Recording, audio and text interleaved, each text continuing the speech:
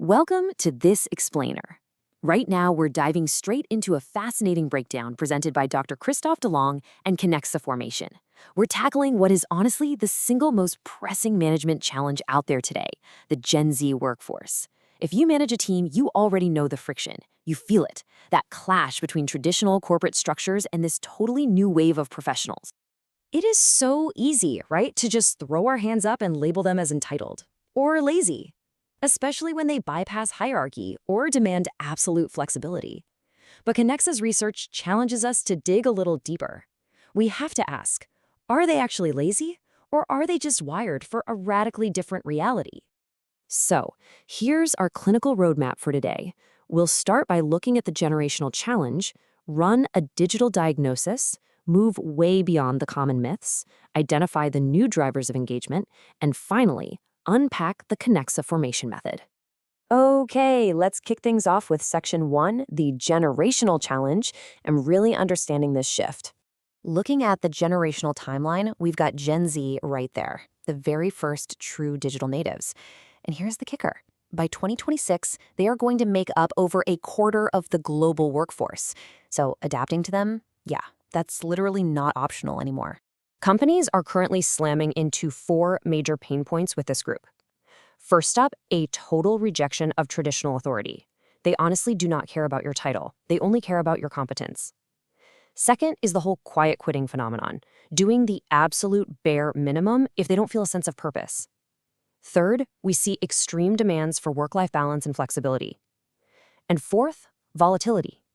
Job hopping is practically the norm for them because traditional corporate loyalty just isn't in their vocabulary. Moving on to Section 2, the digital diagnosis. It's time to identify the root cause. I want you to just think about the number 8 for a second. 8 seconds. That is the average human attention span today. It dropped from 12 seconds back in the year 2000 down to just 8.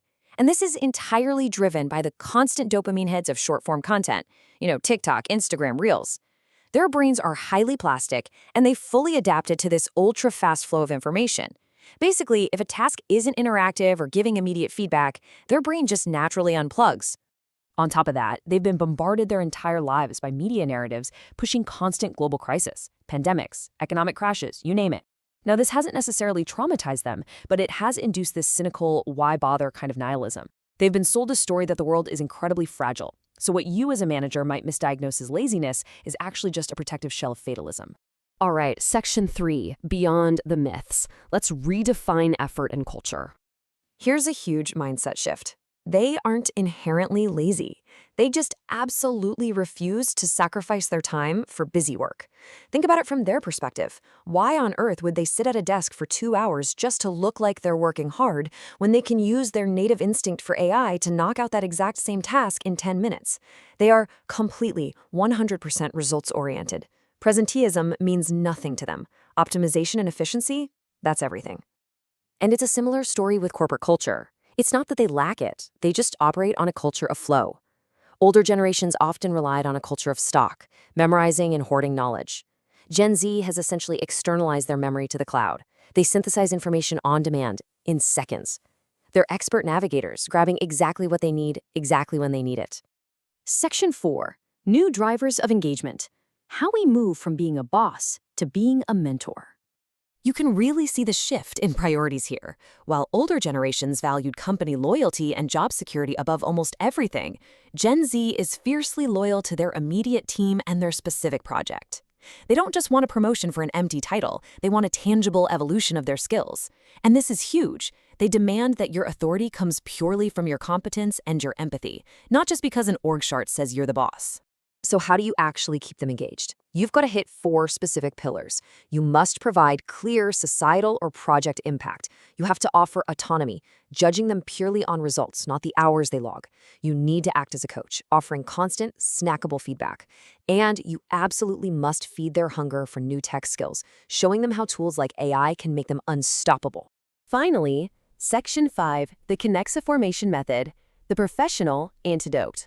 Dr. Delong approaches this entire dynamic through a really unique lens.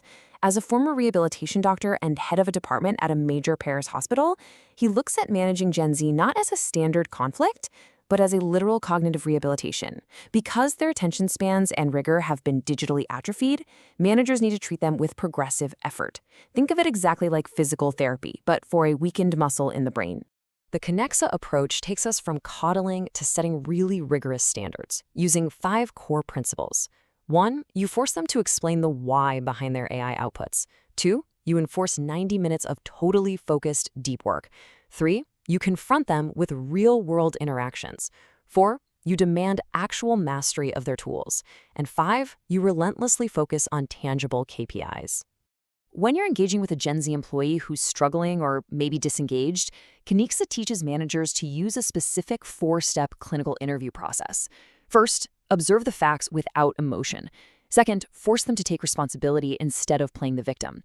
Third, set strict technical requirements. And fourth, immediately propose a real-world challenge to snap them right out of that digital passivity. Let's look at a practical case study. Say a younger worker hands you a copy-pasted AI report. It looks pretty, sure, but it lacks any real depth. The clinical response isn't to yell at them. Instead, you sit them down and demand they verbally defend the data and the strategy without looking at their screen. You force them to prove that they are actually the pilot of the AI and not just a passenger along for the ride.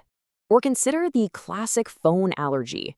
If your employee is hiding behind Slack messages and refusing to call clients because it feels archaic, they aren't being modern. They're just afraid of unscripted interaction. As a manager, you have to force a phone-only morning or a face-to-face meeting. You need to prove to them that real-world human interaction, nuance, and social codes still dictate actual business success. Which brings us to this really powerful quote from Dr. Delong's Mentor's Manifesto: "Peace is maintained by competence." Protecting your business and building team harmony, that isn't achieved by catering to comfort or walking on eggshells. It is achieved by demanding absolute technical excellence, rigor, and actively pulling your team up to a much higher standard of reality. So, to wrap up this explainer, the survival of your teams really depends on a choice. Are you going to enable their digital atrophy by lowering your standards? Or are you ready to apply the rigorous Kinexa method and forge them into the unmatched professionals they absolutely have the potential to be?